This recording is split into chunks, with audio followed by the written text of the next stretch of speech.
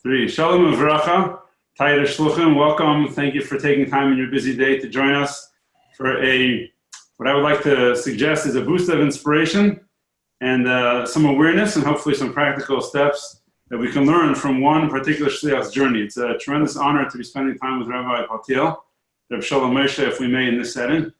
I don't know how many years younger than you I am, but you've always been an icon of a happy, Levitic, successful chassid. So take that or leave it. Shalom Aleichem, thank you for doing this for the Tayeles, those that are on the line and those that will be seeing at a later point.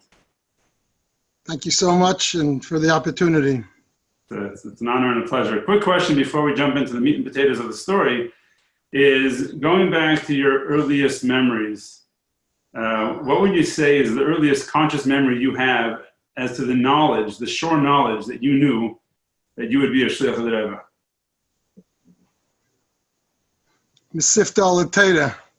I grew up in the Shchuna in the days when the shlichus wasn't part of real life, except at a Kinnis HaShluchim, which also started, I was already a bacher. Shlichus was not part of our conscious reality, and then a Jew came back from Shlichus by the name of Ephraim Pekarsky, and we were his therapy every time he took a little mashka. And I think a whole generation of Al-Tedanikas went our shlichus thanks to that. Okay, beautiful, beautiful. You asked, I answered. That's good. It's good. Listen, a yid, a little mashka, good things happen. Okay, so the main focus of today's conversation is challenges that you experienced due to a number of reasons. And the idea is for shluchim that are listening in to learn from it, hopefully take preventative steps, but also be inspired by your journey, especially your comeback. So take it away. Okay, I'll jump in with questions for clarity if anything comes to mind, but go ahead. So the klal is Ein Chacham Kabbalah Nisayin. I took this job when you called me, for lack of a better term, this opportunity, not because I'm such a chacham, but I'm a Bala Nisayin. I went through tremendous financial challenges. I could say that I made every mistake in the book. So I'm sharing with shluchim the mistakes that I made, and Baruch Hashem, most of them were corrected. But nevertheless, so that's my expertise. I went through it on my skin. I went through the sleepless nights for a dozen years, maybe more than that. I know what it feels, so I'm sharing it. So basically, we ran a Maisid for a number of years that the budget kept growing and it didn't make sense in terms of financially, in terms of the income. I was busy. Basically, I didn't know what it meant. Somebody's knocking on my door, but I told him not to knock, so let's see what happens. But anyway, I gave clear instructions that, I got myself distracted. So I was running a Maisid and I was consider myself an active guy, a fundraiser and everything else, but the reality is that I could not carry the budget and I wasn't as actively involved in fundraising as I was in spending the money. There were parts of our Maisid that were hugely expensive.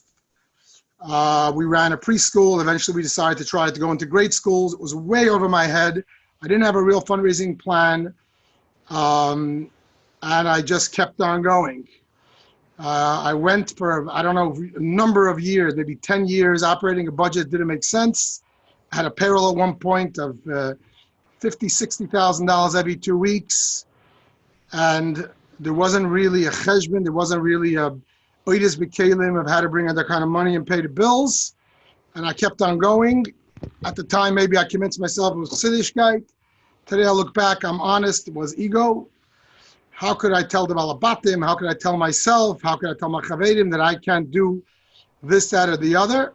It was, in my case, we started a day school, which was not something that I had the fundraising prowess to do. And then I didn't have the big necessary donor to do it. It was an amazing thing, but was for about 10 or 12 years, it was way, way over our head.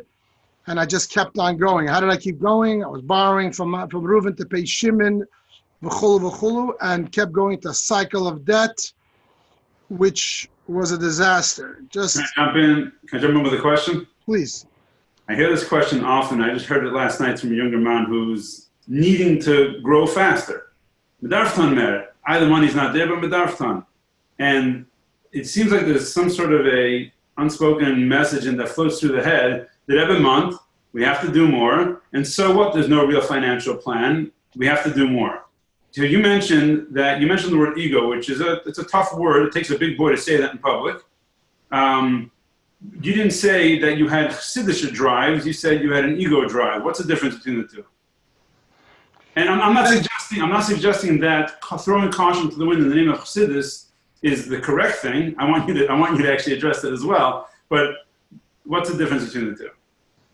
Listen, Yiddish benafshe and Yidei tzadik nefesh vehemte. And I'm going to tell you my story. Honestly, I only came to my senses with the help of other people, outsiders. The Rebbe said, "Asay lecha Rav," for a reason, and it doesn't mean necessarily the same Rav. It tells you what to learn is the person who's going to pull you out of this. We need guidance. Ein chavish maser amatir atzmi. You know, I'm going to plug you. You know, I've seen just a few clips of some of the things that you do.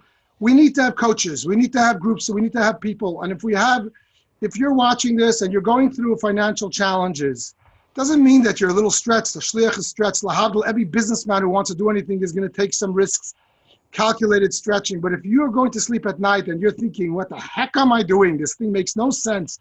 I'm just dreaming. I'm borrowing to pay. I'm an Eden Zechaim. Don't ask what I did. I was so over my head. I hired a lobbyist and we were dreaming we were going to go to Albany to get money, spend $60,000 on a lobbyist for 2 years. I mean, you're literally starting to pull on straws.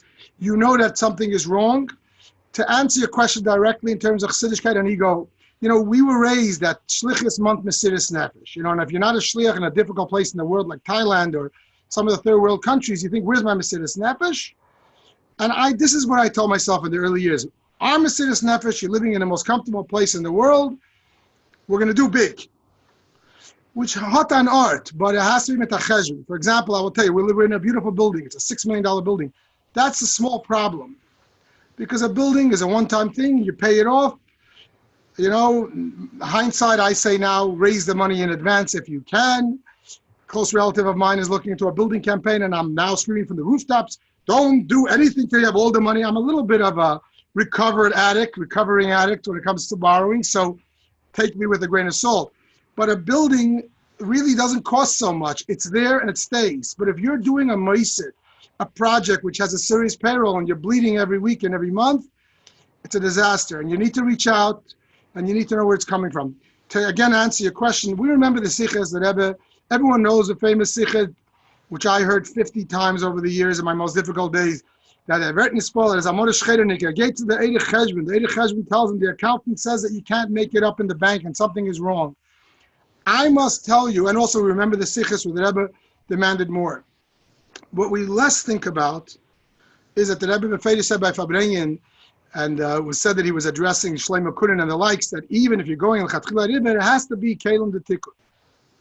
We further is less popular to know about that there are many shluchim that were told the opposite, even from that generation. I heard from Shimon Elazarov myself. I was in his Chabaras, and it's a gorgeous place. And he told me the Rebbe did not let me start until numerous back and forths over a period of a couple of years, I believe, until the Rebbe said, where's the money coming from? And I guess the Rebbe knows the nature of Shimon Elazarov, knows the nature of Shlomo Kunin. And this is way back then. If I'm not mistaken, I spent 2 years with Rabbi Elazarov. He told me that he said to the Rebbe, but in California, you said, yeah. And the Rebbe said, what's good for California is not good for Texas. Yeah, and most of us are more in that way that then could have handled them Shugan Chavis. I would also say that if you, we have a Long Island Shluchim chat, so about a month ago, somebody posted that Sikha clip. It's about the fact that the Mordechai in you is telling you that the accountant is worried. I used to listen to it every month because I was literally going insane from the Chavis. I was taking hour trips just to pick up a $10,000 check that you're going to have to pay back in 2 days. I mean, or a week. I mean, this is ridiculous. Think about the waste of time, the bank fees, all kind of credit card fees. I mean, Baruch Hashem, we spent more than a new shliach's budget on wasted money. I mean, it was ridiculous. And we used to listen to that sikha. So somebody posted it, and when you listen to the sikha, and you're in Chavis, and you owe, and you're catching the bank at 10 o'clock, you feel like, you know, the old-time shluchim. And I right away, somebody posted on the Long Island chat about 2 months ago, and I right away put on a post that it was like a knee-jerk reaction. I said, if you listen to that sikha, more than 3 or 4 or 5 times, please call a financial coach because you're in trouble. You're in trouble. You know, as you just said that the Rebbe gave Shimon different answers, and the Rebbe himself said even to those, look, the Rebbe wants we should go to Rebbe, but it has to be Mikhail the Tikkun. The other thing I'm going to say, in that vein, in terms of Hiskashros and Ibigegebenkeit, that I would say now, knowing what I know, knowing how much more effective I am as a shliach, as a husband, as a father, as a person who gives shurim, I give more shurim, I'm involved, I prepare my shurim prepare, who thought about them, who had time, who were busy borrowing money, we didn't have a chance even to raise money. So I think about it now, and I would say my opinion is that the same way in the early years of shlichus, in the days of the Shadarin, and the days certainly in Ruslan, but the early years of shlichus, it was Mesiras Nefesh to go and do things that we didn't have a cheshbon for, and cover the bank. Today, the Mesiras Nefesh is the opposite. To have the bittul, to get on the phone and call a meeting, and clapping up in Tish, but Lashon Hara from Purim, and to demand mitabreikait, and to know that even though we're all humble and we're all terrible fundraisers, and we're all too shy for what we think we should be, we're given the keiches of the Rebbe Gate Mituns, and that is the Mesiras Nefesh of today. That is my, you know, the Rebbe says that you go fundraising. Say that again in simple terms because I missed it. What's the Mesiras Nefesh of today? I'm suggesting, I'm not a mashpia, that's not why I'm here. Go ahead. My expertise is a guy who messed up financially. That's all I have. But in terms of my own Nefesh Elokis, my own, that the Mesiras Nefesh, just like Amal, the Mesiras Nefesh was to go over budget, way out, and to somehow keep on going, because there was no mechanism. The early Shluchim didn't have systems. They didn't know how to raise money. Today, it's to be, the Mesiras Nefesh is to do the work of fundraising. It is the hardest work. It takes the biggest bittul. It takes the biggest emunah and bitachon. It's a lot easier to tell a guy to put on tefillin or come to a shir than to sit across a gvir and say, you need to give me $50,000 or $18,000 when you think the guy is expecting to give you $1,800. Obviously, if the request makes sense, and that's another conversation. And I'm sure Rabbi Rothman's coaching programs can tell you how to gauge each person. But that's our Mesiras Nefesh, to believe that emunah and bitachon, that you work for the Rebbe, and the Rebbe said, I go with you when you raise money. The Rebbe doesn't say it by everything. The Rebbe said it by the tankisten, the dachtzach, and for fundraising. I don't know that the Rebbe said that every time you give a shir, ich far mitach. Obviously, the Rebbe is with Rabbi Shliach, but that's a special language for them. The Rabbeim were fundraisers, if you could use such a term. That is our, in my opinion, our biggest shlichus, our most important shlichus. So, to me, that is the ruchnis. I happen to have something here. If anyone asks me for these things, I will send it to you. It's a Igeres Kodesh of the Frierdiker Rebbe from Tafshin Beis. Igeres Dalid /Tuf Lamed Aleph. It sits on my desk under the glass. I'm not going to read the whole thing, but the Nekuda is that the Rebbe is encouraging, obviously, somebody who's involved in fundraising, a Shadar or Kayetze Bazeh, that the Toyeles for the person and for the giver and for the one who's requesting is huge. You become a Merkava if it's Taka, and your whole goof becomes a Merkava. And your mitakin yemei shnei sanayrus va'abachros va'avrechos lifteis atzme meise nefesh abamis lirches es atzme arum waschen sich mechates neurim blotte bezes Hashem avekstellen sich bekeren eira. I mean, it's a huge, powerful letter that if fundraising is hard, which it is the one area of true Ivigebenkeit and Eiswaschen sich, etc. So, come back to your story. Give us a little more of the insight into where things went wrong. And how you got out of it. So I wanted to go cut to the chase about how they went wrong, because I do want to tell you some of the details about how we, Bez Hashem, are coming out of it, and for the most part came out of it. But it's very simple. We were running a budget that was way over. It didn't make any sense. We didn't really know our numbers, and we probably kept going into chavis of a few $100,000 every year. By the time the dust settled, we had chavis of about $5.5 million. Wow. The building I'm sitting in is worth $6 million. My budget now is 1.3. We're very careful. We cut. We went from 2.5 to 1.6. When we merged the day school, I don't want to say that we're closing a day school, but it was done with Asela Harav and a committee of Shluchim and Askanim. And at the same time, a nearby Chabad in Great Neck opened a day school. There was an overlap of a few years. It made sense. We have one strong Chabad day school instead of having two struggling ones.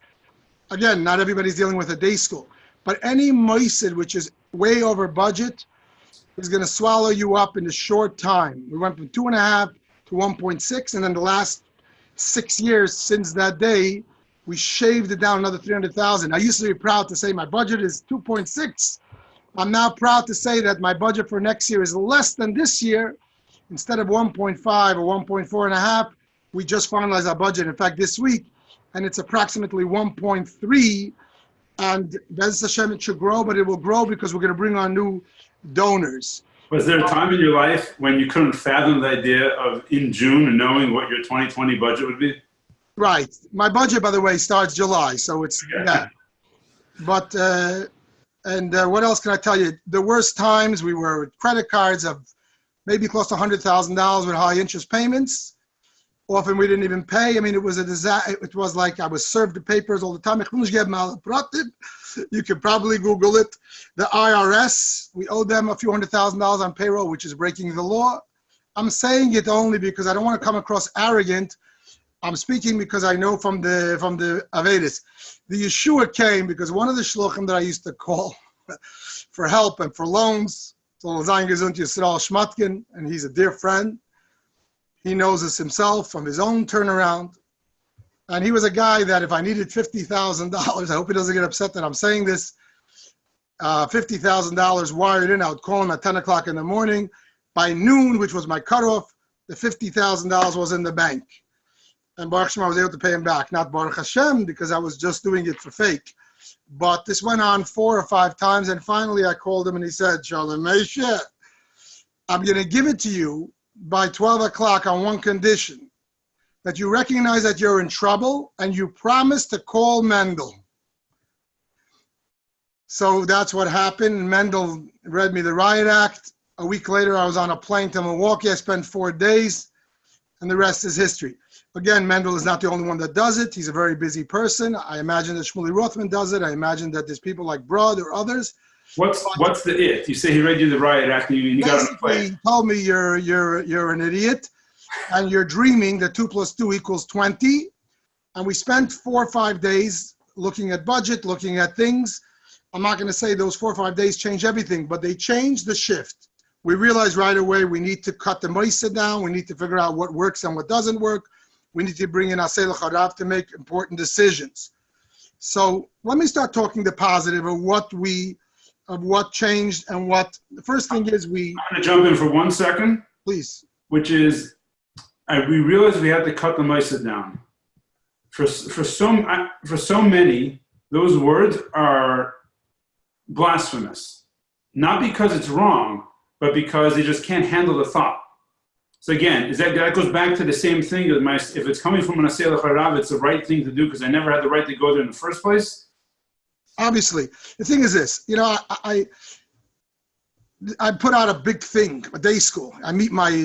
We graduated 8 classes, 10 classes, and I meet them now. A lot of them, their wives are using the mikveh. A lot of them are from.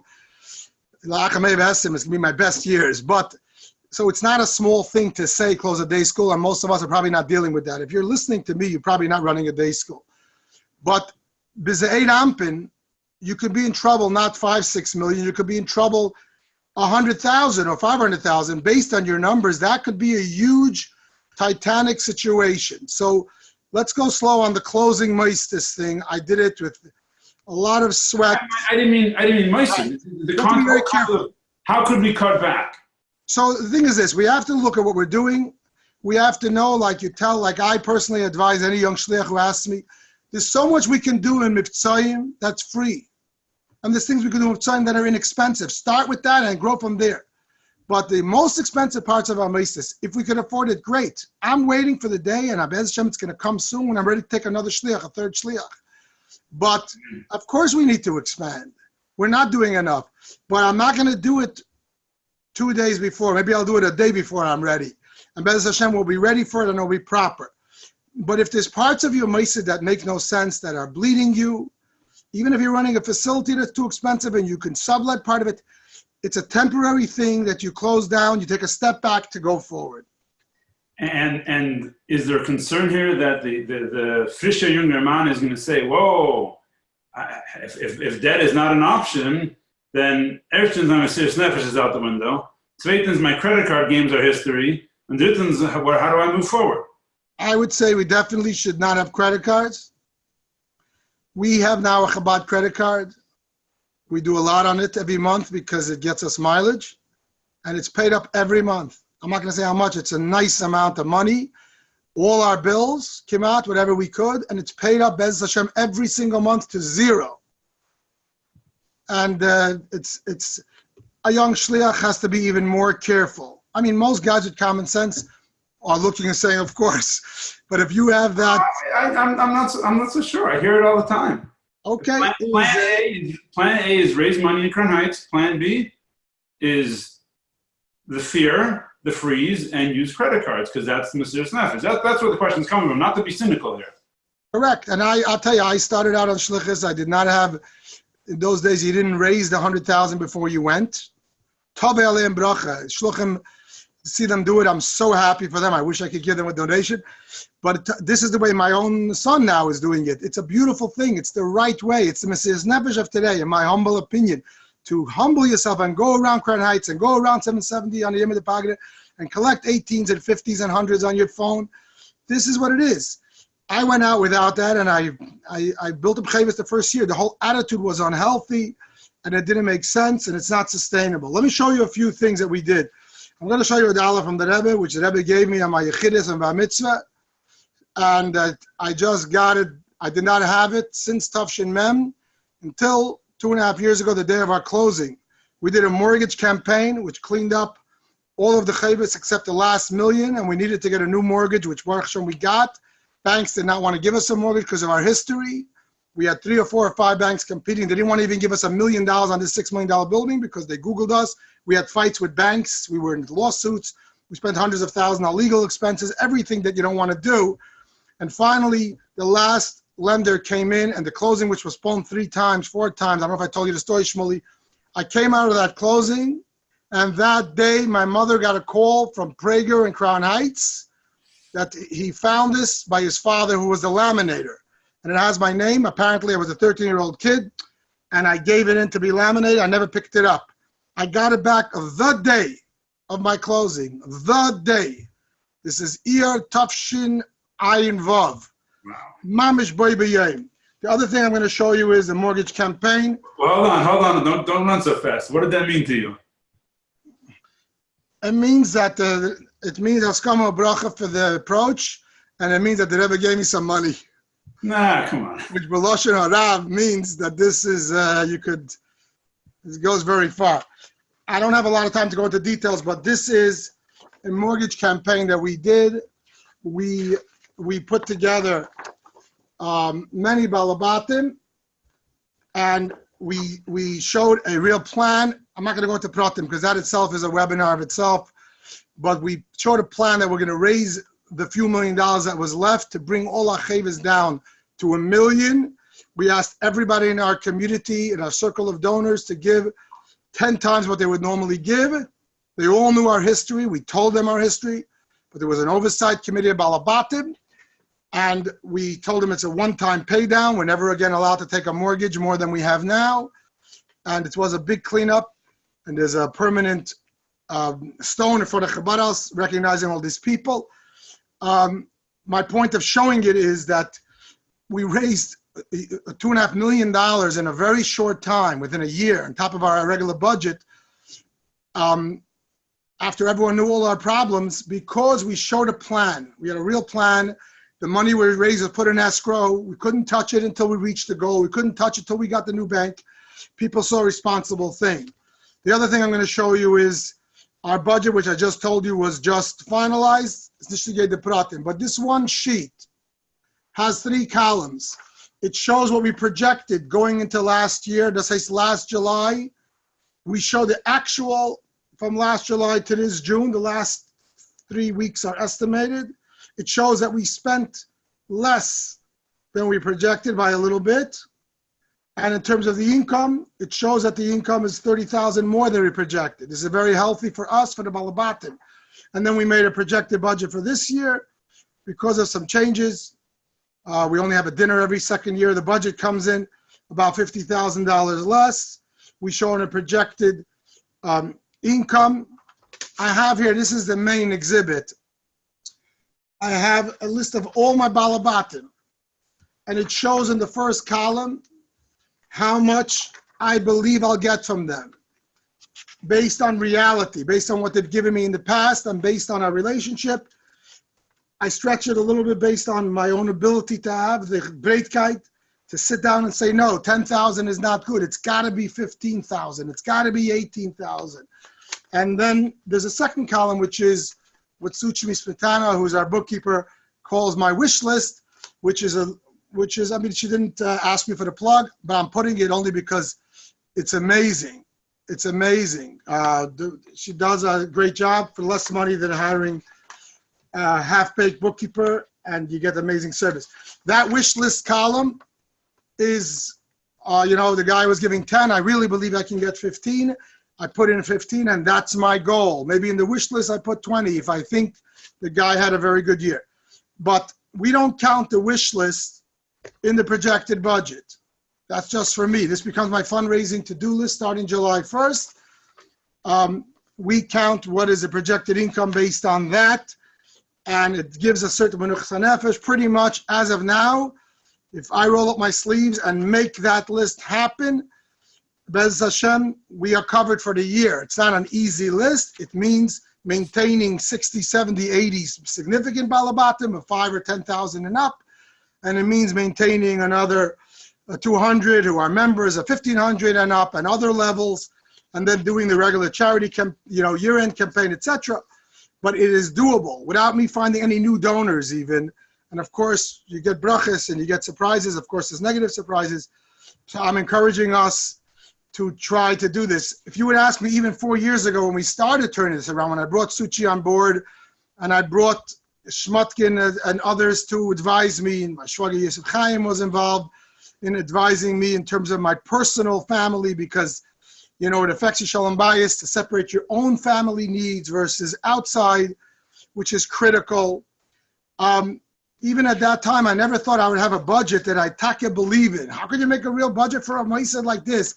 And it only happened because we did it 2 or 3 years, and then we're comparing it to actual, etc., which I didn't do this. This was done by the bookkeeping people with the help of Balabas, who's an accountant. Today, I believe that I'm looking at a real piece of paper. I have certain chushim. I'm a personable guy. I know how to fundraise a little bit, but I certainly hate numbers. But honestly, I'm looking at a piece of paper that I believe that the numbers are relatively real. And I've been looking at this where I believe the paper which shows my projection and my to-do list to reach every one of these goals and hopefully exceed it. And there's a certain menuchas nefesh that goes into. So I encourage shluchim. Let me jump in for a second. What do you say? What are your words of encouragement to shliach who says, I get it, but I can't share any of this information with my balabatim. I can't have any transparency with them because I just don't want them to know where I'm at, either because it's so bad, or because I have so much, I'm afraid they're not going to give me because I have 6, 8, 9 months in the bank. What do you say to that from your experience? Which part don't you want to show them, the bad or the good? Either, just any transparency with my numbers. I don't want them to ask me, and I don't want to present any documents or any history or garnished. The thing is this. Here's my opinion.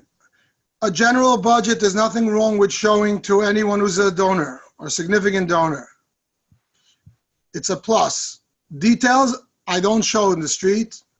I happen to have a board of directors. It's also another conversation.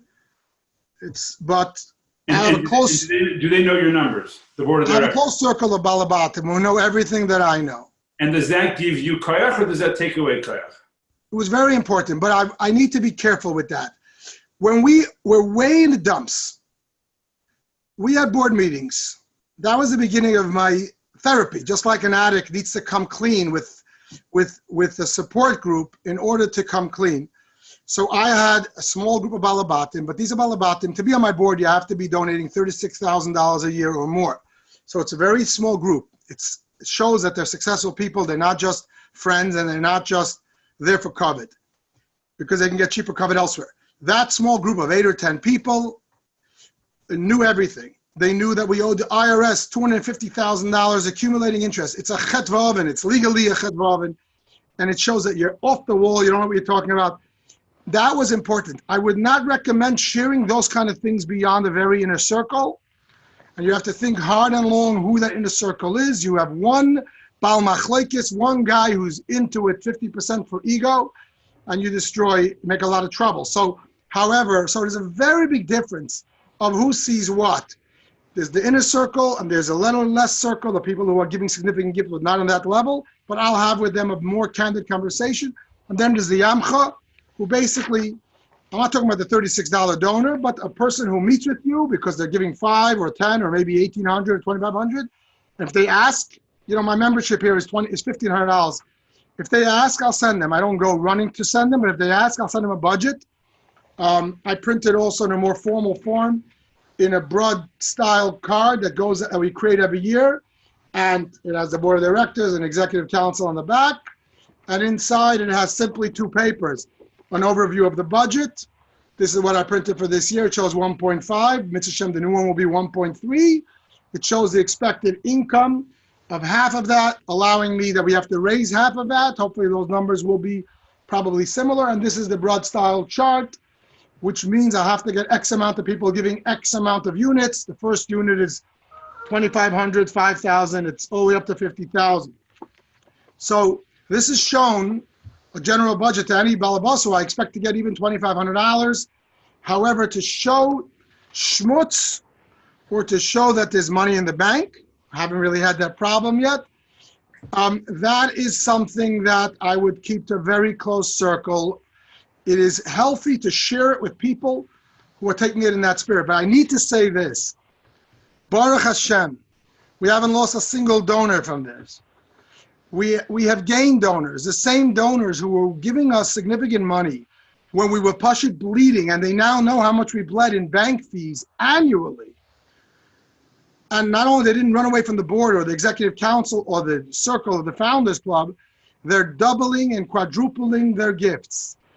It's because this great arrogant rabbi has become an honest rabbi and become a humble rabbi. This great guy who's such a great speaker and joke teller and fundraiser who can run a day school suddenly is able to sit at a board meeting and a meeting with Balabatim and candidly say, our budget is tightened. I'm going to be able to say now our budget is 50% of what it was in the irresponsible days. And we're under this oversight of a high-level CPA who works for banks, who sits on our board. Incidentally, he doesn't give money. He's not a big givit. But he sits on our board and he gives a lot of time together with our bookkeeping people. And they oversee everything and etc. They trust you. They realize that you know your strength and you know where your strengths are not. Wow. So I think one of your strengths is your willingness and your ability to come clean in public. The kavanah of this was to be ma'ir, to inspire others to follow the post-mistake era. Before we close up, RabbiSMPaltiel, I want to ask you for your closing remarks, but also I want to give the Ilam on the chat a moment. If you have any words of appreciation for RabbiSMPaltiel for sharing, taking his time, and if there's something you learned, please be generous with your words. Put your fingers on your keyboard and type in something to the chat box. If it's at the panelists, only I'll see it in RabbiSMPaltiel. It's not going public to the other 40 or 45 shluchim that are with us on the line at the moment. But go ahead, type it in. I think it'll be good for us to hear. Might be good for you to share. And to the request that came in before about different materials, if there's anything I can get a hold of from RabbiSMPaltiel, I'll send it out along with the recording. So if you'd like to say thank you to RabbiSMPaltiel or give him a blessing or share something specific that you learned, go right ahead.